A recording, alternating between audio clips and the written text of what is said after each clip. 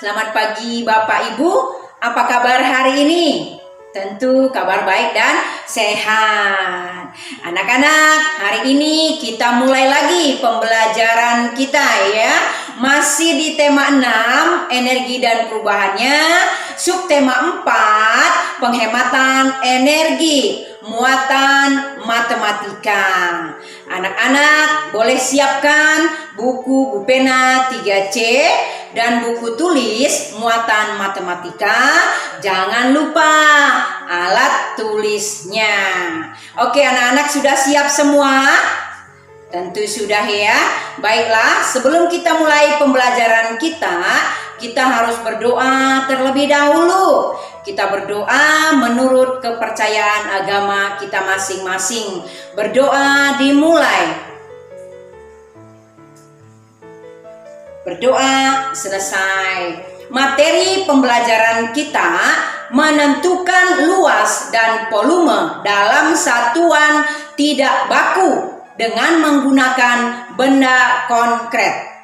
Dengan tujuan pembelajaran kita hari ini adalah yang pertama, dapat menjelaskan dan menentukan luas dan volume dalam satuan tidak baku dengan menggunakan benda konkret. Yang kedua, dapat menyelesaikan masalah luas dan volume dalam satuan tidak baku dengan menggunakan benda konkret. Anak-anak, diam di tempat, jangan kemana-mana, dengarkan penjelasan materi selanjutnya. Mengenal satuan tidak baku untuk keliling dan luas.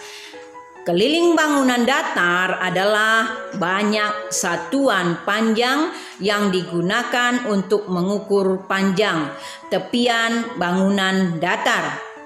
Luas bangunan datar adalah bidang yang dibatasi oleh sisi-sisi bangun datar. Banyak benda-benda di sekitar kita yang permukaannya berbentuk bangun datar. Benda-benda tersebut dapat dihitung kelilingnya dan luasnya dengan menggunakan satuan tidak baku. Pengukuran keliling dan luas dengan satuan tidak baku dapat memberikan hasil berbeda jika dilakukan oleh orang berbeda. Hal tersebut dapat terjadi karena satuan tidak baku yang digunakan seseorang dapat berbeda dengan orang lain. Berikut contoh pengukuran keliling permukaan benda dengan satuan tidak baku yang menggunakan pensil dan uang kertas. Mengukur keliling meja dapat dilakukan dengan menggunakan pensil sebagai satuan tidak baku. Kemudian mengukur luas permukaan buku dapat dilakukan dengan menggunakan uang kertas. Menghitung keliling dan luas bangunan datar menggunakan peta satuan. Keliling dan luas bangunan datar dapat ditentukan dengan satuan tidak baku petak satuan. Contoh bangunan datar adalah bentuk persegi atau persegi panjang pada permukaan panel surya. Untuk menentukan keliling pada bangunan datar, ayo perhatikan contoh berikut. Pada contoh ini terdapat 16 petak satuan.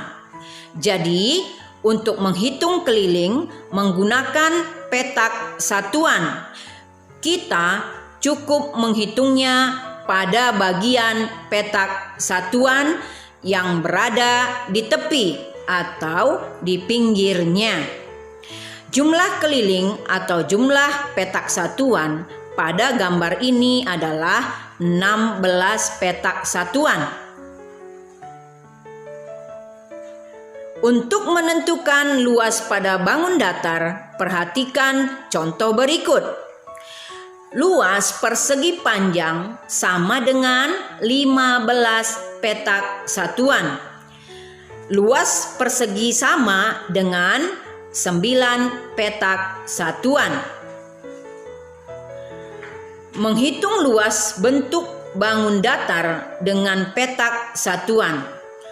Ayo perhatikan gambar potongan karton yang diletakkan di atas ubin berikut. Keterangannya ada yang bernilai 1 petak satuan dan ada yang bernilai setengah petak satuan. Jadi luas potongan karton sama dengan 6 petak satuan. Membuat gambar bentuk bangun datar yang luasnya telah diketahui, kita dapat menentukan luas suatu bentuk bangun datar dengan menghitung banyak petak satuan. Sebaliknya, jika diketahui luas atau banyak petak satuannya, maka kita dapat menggambar bentuk bangunan datar yang sesuai pada petak-petak satuan. Ayo perhatikan contoh soal berikut. Gambarkan sebuah bentuk bangunan datar dengan luas 8 petak satuan. Penyelesaian bentuk bangunan datar yang memiliki luas 8 petak satuan terdapat beberapa kemungkinan. Salah satunya seperti gambar di samping. Oke anak-anak, pembelajaran kita hari ini cukup sekian. Baiklah, tugas anak-anak mengerjakan soal yang ada di buku Bu Pena 3C halaman 189 nomor 1 sampai 6 dan halaman 193 nomor 1 sampai 4. Kerjakan di buku Bu Pena saja, tidak usah dikirim. Paham ya nak ya? Nah sekarang tugas yang dikirim ada di buku Bu Pena 3C halaman 195 sampai 196 nomor 1 sampai 5. Tulis di buku tulis muatan matematika, tulis yang rapih dan jelas lalu dikirim. Paham anak-anak tugasnya hari ini? Tentu paham ya nak ya. Baiklah anak-anak, selamat belajar, tetap semangat. Terima kasih anak-anak, terima kasih Bapak Ibu. Sampai jumpa di esok hari dengan pembelajaran lainnya.